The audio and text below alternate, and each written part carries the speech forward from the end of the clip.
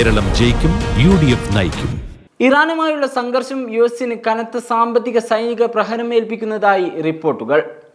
യുദ്ധം ആരംഭിച്ച് ആദ്യ 3 ആഴ്ച പിന്നിടുമ്പോൾ തന്നെ ശതകോടിക്കണക്കിന് ഡോളർ വിലമതിക്കുന്ന സൈനിക സന്നാഹങ്ങൾ തകർന്നതായി വാൾസ്ട്രീറ്റ് ജേണൽ റിപ്പോർട്ട് ചെയ്തു. 1.4 ബില്യൺ മുതൽ 2.9 ബില്യൺ ഡോളർ വരെ മൂല്യമുള്ള നാശനഷ്ടങ്ങൾ ഇതിനോടകം സംഭവിച്ചതായാണ് പെന്റഗണിലെ മുൻ ബജറ്റ് ഉദ്യോഗസ്ഥ എലൻ മസ്കറെ ഉദ്ധരിച്ചുള്ള റിപ്പോർട്ടുകൾ സൂചിപ്പിക്കുന്നത്. യുഎസിന്റെ അഭിമാനമായ അത്യാധുനിക യുദ്ധവിമാനങ്ങൾക്കാണ് ഏറ്റവും അധികം നാശനഷ്ടം സംഭവിച്ചിരിക്കുന്നത്. മാർച്ച് 1 കുവൈത്ത് അതിർത്തിയിലുണ്ടായ പിഴവിനെ തുടർന്ന് 3 F-15 വിമാനങ്ങളാണ് തകർന്നു വീണത്. മാർച്ച് 16 ആക്രമണത്തിൽ തകരാർ സംഭവിച്ച ഒരു F-35 വിമാനം അടിയന്തിരമായി നിലത്തിറക്കി. ഇതിനു പിന്നാലെ മാർച്ച് 19 ഇറാൻ ലക്ഷ്യം വെച്ച ഒരു F-35 ലൈറ്റനിങ് II വിമാനവും തകർന്നു വീണു.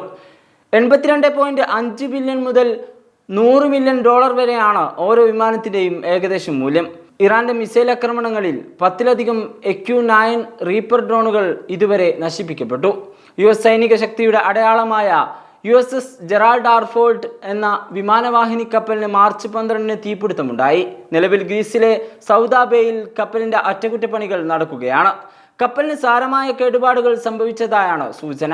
ഇറാഖിന് മുകളിൽ 2 KC-135 റീഫ്യൂവലിംഗ് വിമാനങ്ങൾ കൂട്ടിയിടിച്ച് 6 സൈനികർ കൊല്ലപ്പെട്ടു. സൗദി പ്രിൻസ് സുൽത്താൻ എയർബേസിന് നേരെയുണ്ടായ ആക്രമണത്തിൽ 5 KC-135 വിമാനങ്ങൾക്ക് കേടുപാടുകൾ പറ്റി.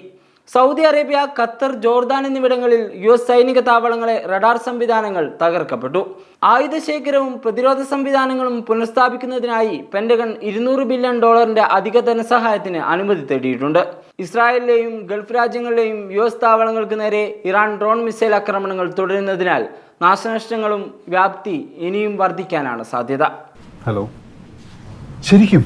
അതെ, ഇത് വിൽക്കുന്നില്ല. ചേട്ടൻ എന്താ ഈ പറയുന്നത്? ഈ മാല വിൽക്കാതെ ഇങ്ങനെ നമ്മുടെ കാര്യം നടക്കും? ഓരോ കുടുംബത്തിനും 25 ലക്ഷം രൂപ വരെ ഉമ്മൻചാണ്ടി സൗജന്യ ആരോഗ്യ ഇൻഷുറൻസ് പരിരക്ഷ. ഇത് UDF-ന്റെ ഇന്ദിരാ ഗ്യാരണ്ടി. കേരളം ജയിക്കും, UDF നയിക്കും.